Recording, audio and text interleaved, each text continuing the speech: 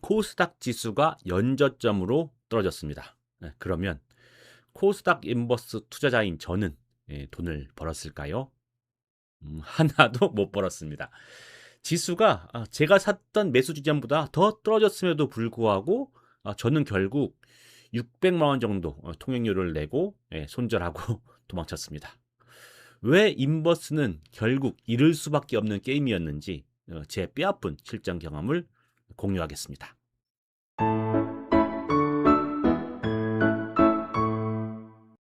안녕하십니까. 10년의 부자입니다. 올해 2월 제가 이제 인버스 지옥행 열차를 타고 끝까지 가보겠다 하고 호기롭게 선언했었죠. 그리고 단 몇 주 만에 야 이게 정말 지옥이구나. 저 내릴래요. 라고 당장 말을 바꿨습니다. 예.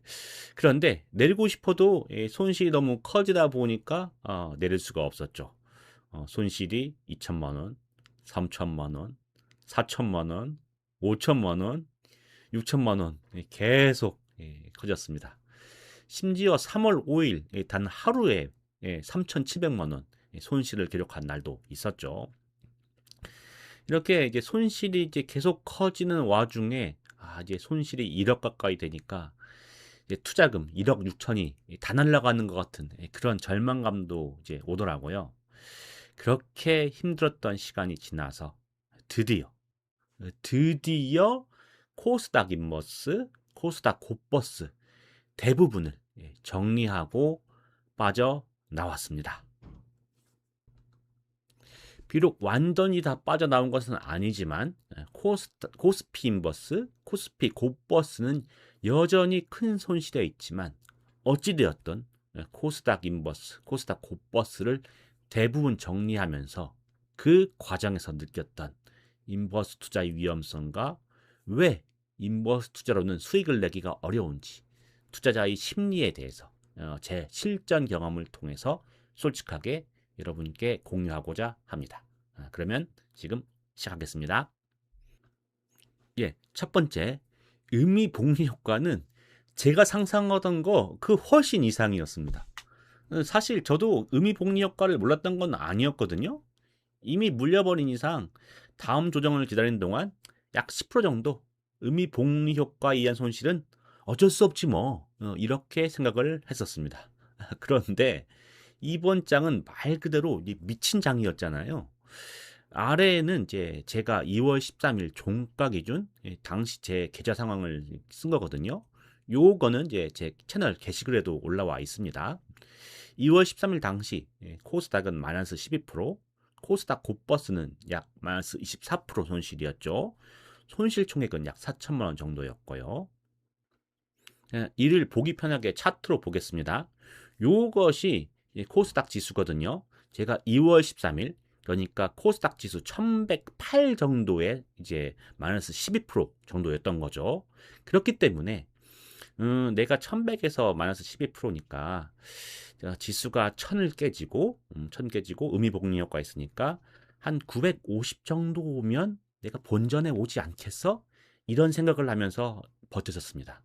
그리고 이렇게 지수가 올라갈 때는 이제 계좌 확인도 못 하고 있다가 지수가 1000이 깨졌다. 이런 소리가 들리면서 살포시 1000이 깨진 아래쪽에서 이제 금액을 확인한 거죠.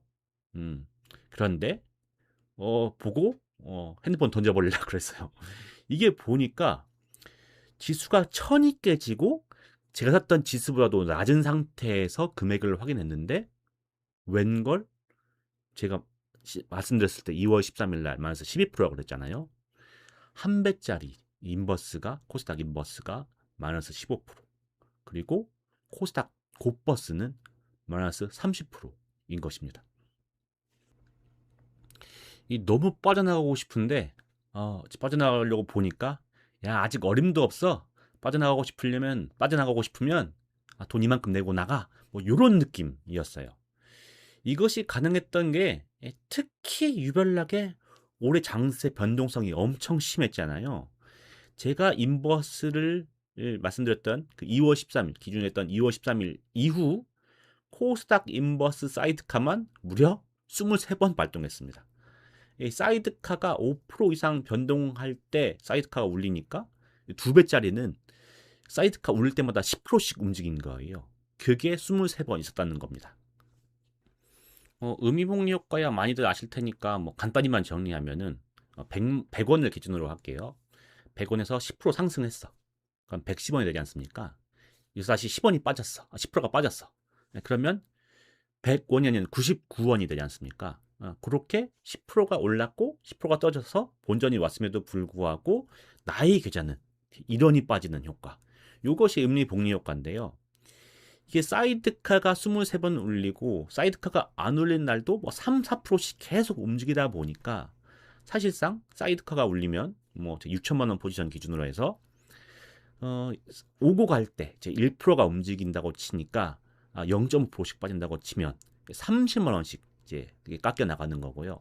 인버스 사이드카가 안 울렸던 평일에도 그냥 0.5%씩 빠진다고 해서 하루에 10만 원, 15만 원씩 그리고 사이드카가 올리면 30만 원씩 계속 비용 손실이 쌓여나가는 그런 구조였던 것입니다. 자, 그래서 결국 언제 제가 본전이 왔느냐 보시면 제가 1100 지수에서 약 1000 정도가 제 평단이라고 말씀드렸잖아요. 지수 1000에서 내려가서 지수가 790 정도에 왔을 때 비로소 코스닥 한 배짜리 인버스가 본전에 도착했습니다. 그러니까 1000이라고 생각했는데 거기서 20% 더 내려가야 드디어 이제 코스닥 인버스 본전이 왔습니다. 그리고 코스닥 곧버스는요. 더 내려가서 748 요 끝자락이 왔어야 드디어 본전에 간신히 도착을 했습니다. 제가 생각했던 그 값에서 무려 25% 이상 더 빠져야 드디어 본전이 온 것이었습니다. 뭐 어찌되었던 지수가 더 떨어져서 10년 후자 본전선도 넘었네. 그러면은 뭐 계속 잘 가지고 있었으면은 어떻게든 수익 내거나 최소 본전으로 빠져나올 수 있었던 거 아니야? 뭐 이렇게 생각할 수도 있습니다. 그런데 해보니까 그게 절대로 잘 안 됩니다. 이렇게 계좌가 녹아내리면 이게 마음이 너무 불안해져요. 빨리 이 상황을 벗어나고만 싶은데 특히 이 마음은 이 본전 근처에 다가올수록 더 커집니다. 제 예를 들어드릴게요. 이렇게 제가 그 화살표로 표시한 날이 바로 그 날이었거든요. 7월 14일이었습니다. 근데 항상 사람이 그렇듯이 이렇게 기회가 온 날은 다른 일로 바빠요. 그래서 그날따라 또 유독 바빠가지고 코스닥 지수를 확인하지 못하고 있었거든요. 바쁜 일을 마무리하고 오후 잠깐 봤더니 웬걸 오전 사이에 제가 팔고자 했던 본전 근처까지 찍고 올라왔던 거예요. 이렇게 떨어졌었어? 한 다음에 부랴부랴 뭐 그때 약간 더 오른 시점이었지만 팔기 시작했죠.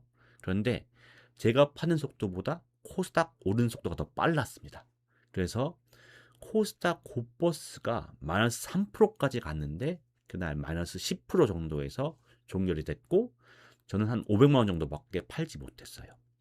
그리고 바로 그 다음날 장대 양봉으로 13% 정도 코스닥 곧버스가 올랐습니다.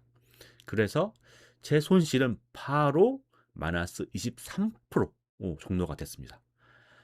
전날 마이너스 3%를 찍었었는데 바로 그 다음날 마이너스 24%까지 찍은 거죠. 마이너스 23%까지 찍은 거죠.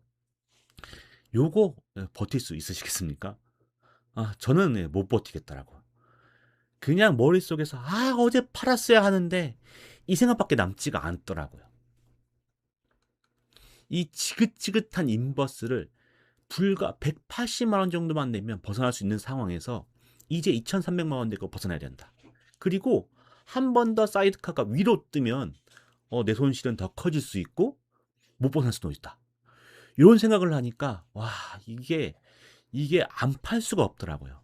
그래서 다음번에 기회면 진짜 꼭 판다 생각하면서 코스닥 인버스 파는 것 그것만 생각하게 되고 수익 내는 거요? 생각 안 하게 되더라고요. 그래서 저는 지난주에 영상도 못 찍었어요. 영상 찍을 정신적 여유가 없었습니다. 오로지 관심은 어떻게 이제 이 곧버스를 정리할 것인가 그에만 꽂혀 있어가지고 그래서 다시 한번 어떻게든 기회가 왔죠. 기회가 오니까 뭐 수익 내는 거 말씀드렸듯이 관계도 없이 마이너스 5% 이상 되기 시작하니까 계속 팔기 시작하는 겁니다. 막 팔고 해서 그날 다 이제 곧버스를 정리해버렸죠. 자, 시간이 지나서 돌아보면 결국 저는 코스닥 지수는 의미 복리 효과를 감안하고도 약 8%까지 수익이 나는 구간까지 올라갔었어요. 코스닥 한 배짜리 인버스의 경우에는요. 코스닥 곧버스도 본전에서 손해 없이 나갈 수 있는 구간까지 왔었습니다. 뭐 지금 더 갈 수도 있는 부분이고요.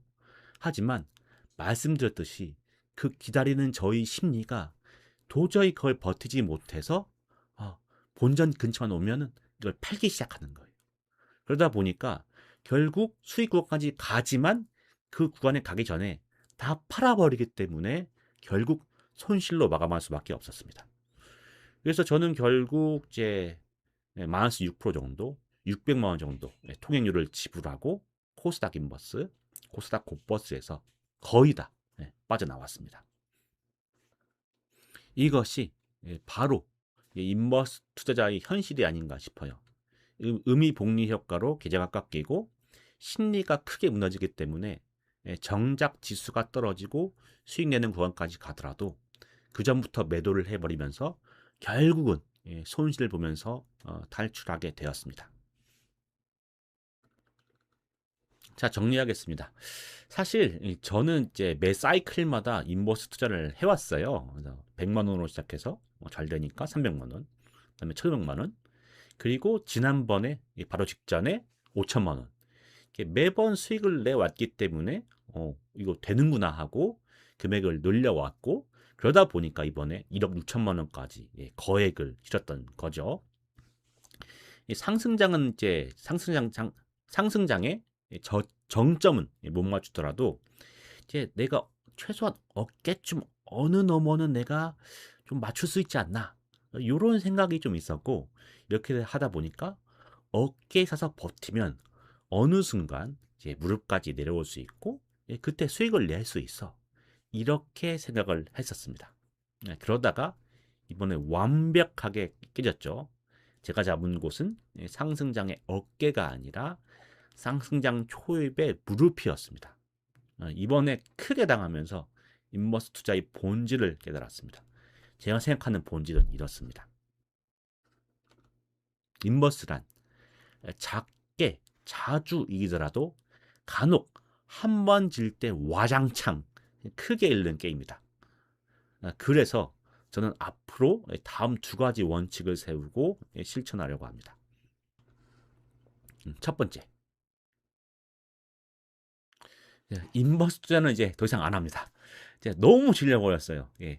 작게 이기면서 수익을 쌓다가 한 번에 이번 날리면서 지난번 영상에도 올린 바 있지만 제가 6년 동안 모았던 국장 수익을 이번 인버스 투자 한 번 잘못한 걸로 싹 다 날려버렸었거든요. 그렇기 때문에 이제 아무리 이 작은 수익 벌려다가 정말 큰 수익 날리다 이걸 느껴서 이번에 남아있는 인버스도 정리하게 되면은 다음부터 조정장에 대한 대비는 현금과 채권만으로 준비할 생각입니다. 그리고 두 번째, 단일 포지션은 비중을 10% 정도로 제한하려고 합니다. 제가 이번에 인버스 투자할 때 비중이 전체 자산의 30% 정도 있었거든요. 변동성이 너무 심하다 보니까 30% 포지션을 가지고 있음에도 불구하고 이게 전체 계좌를 막 다 흔드는 거예요. 그래서 이게 매일매일 한 900만 원, 800만 원씩 손실이 왔다 갔다 하니까 너무 힘들더라고요. 그래서 앞으로는 어떤 개별 포지션도 전체 자산에서 10% 넘지 않도록 가급적 넘지 않도록 그렇게 관리하려고 합니다. 아직 저는 코스피 인버스가 정리 안 된 상태이고 손실이 끔찍하죠. 그래서 이번 인버스를 다 정리하면 한 5천만 원, 6천만 원, 안 좋으면 7천만 원까지 손실로 이렇게 마무리가 될 것 같아요. 가슴 아픈 손실이긴 한데 저는 이렇게 제 자신을 위안하고 있습니다. 만약에 이번에도 인버스 투자가 성공했으면 다음 사이클에는 아마 난 3억을 투자했을 거야. 투자 성공할 때마다 이게 맞는 줄 알고 투자금을 늘려왔었거든요. 그래서 발생 확률이 10%라고 하더라도 계속 그 게임을 반복하면 어느 순간 그 10% 확률에 걸리는 거지 않습니까? 그래서 저는 언젠가는 손실이 크게 날 수밖에 없었다. 그것을 조기에 맞는 게, 지금 맞아버리는 것이 오히려 싸다. 낮게 해결된 것이다. 그렇게 마음을 먹고 있어요. 그래서 요게 이제 큰 손실이 입었지만 어쨌든 싸게 막았고 그만큼 또 경험이 남았다. 이렇게 위안을 하고 있습니다. 그런데 하지만 여러분은 꼭 수천만 원의 기회비용을 치르고 이걸 배울 필요가 없죠. 여러분은 이 영상을 보시고 부디 저와 같은 실수를 반복하지 마시고 안전하고 지속 가능한 투자를 이어가시길 하는 바람입니다. 오늘 영상 이 정도였고요. 도움이 되셨다면 구독과 좋아요로 응원해 주시면 초보 유튜버에게 많은 큰 도움이 되겠습니다. 다음번에도 더 솔직하고 도움이 되는 영상을 준비해서 인사드릴 수 있도록 하겠습니다. 그러면 시청해 주셔서 감사합니다. 10년 후부자였습니다.